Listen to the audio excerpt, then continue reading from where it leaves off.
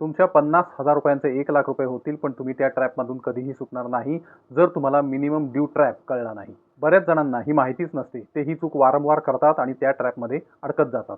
आजच्या व्हिडिओमध्ये आपण बघणार आहोत क्रेडिट कार्डचं मिनिमम ड्यू पेमेंट म्हणजे काय असतं, त्यावर इंटरेस्ट किती भरावा लागतो आणि हा मिनिमम ड्यू ट्रॅप तुम्हाला कर्जबाजारी कसा बनवू शकतो. आधी बघूया मिनिमम ड्यू म्हणजे काय. जेव्हा तुमचं क्रेडिट कार्ड बिल जनरेट होतं तेव्हा त्यामध्ये दोन रकमा असतात, टोटल आउटस्टँडिंग किंवा एकूण रक्कम आणि मिनिमम ड्यू किंवा किमान रक्कम. उदाहरणार्थ तुमचं टोटल बिल आहे 50,000 रुपये, मिनिमम ड्यू आहे 2,500 रुपये, म्हणजे एकूण बिलाच्या फक्त 5%. यामुळे लोकांना वाटतं की फक्त 2,500 रुपये भरले की बिल क्लिअर होईल, पण हे अर्ध सत्य आहे. या बाबतीत तुमचं बिल क्लिअर होत नाही, पण इंटरेस्ट मात्र चालू होतो. पण याला इंटरेस्ट ट्रॅप का म्हणतात? क्रेडिट कार्डवरील इंटरेस्ट हा भारतात साधारणपणे 35% ते 45% वार्षिक एवढा असू शकतो. उदाहरणार्थ तुमचं क्रेडिट कार्डचं बिल 50,000 रुपये असेल, तुम्ही मिनिमम ड्यू भरलात 2,500 रुपये आणि बाकी राहिले 47,500 रुपये. आता या अमाऊंटवर दर महिन्याला इंटरेस्ट लागतो. इंटरेस्ट रेट साधारणपणे 3% ते 4% दर महिन्याला असतो, म्हणजेच एका महिन्यात 1,500 ते 2,000 रुपये एवढा इंटरेस्ट लागू शकतो.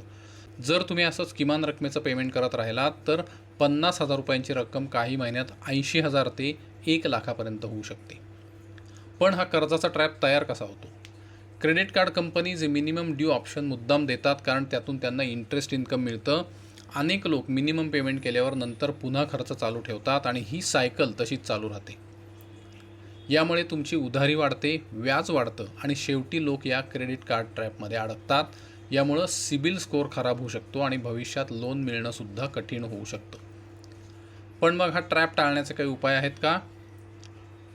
हा ट्रॅप टाळण्याचे 3 किमान उपाय आहेत. नंबर 1, नेहमी फुल पेमेंट करा. यामुळे इंटरेस्ट द्यावा लागत नाही, तुमचे खर्च योग्य प्रकारे तुम्हाला चालू ठेवता येतात. नंबर 2, खर्चांवर नियंत्रण ठेवा. क्रेडिट कार्ड म्हणजे फ्री मनी नाही, त्यामुळे जितकं परवडेल आणि पैसे भरता येतील तेवढेच खर्च करा, म्हणजे मिनिमम पेमेंट करण्याची वेळच येणार नाही.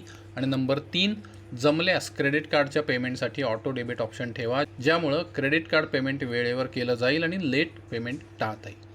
थोडक्यात सांगायचं झालं तर क्रेडिट कार्ड वापरणं चुकीचं नाही, पण मिनिमम ड्यू ट्रॅप समजून घेणं हे खूप महत्त्वाचं आहे. तुम्ही नेहमीच मिनिमम ड्यू पेमेंट करत राहिलात तर तुमच्या छोट्या रकमेचं एका मोठ्या रकमेत रूपांतर होऊ शकतं. म्हणून नेहमीच फुल पेमेंट करा आणि खर्चावर नियंत्रण ठेवा. जेवढं तुम्हाला परवडेल तेवढाच खर्च क्रेडिट कार्डवर करा.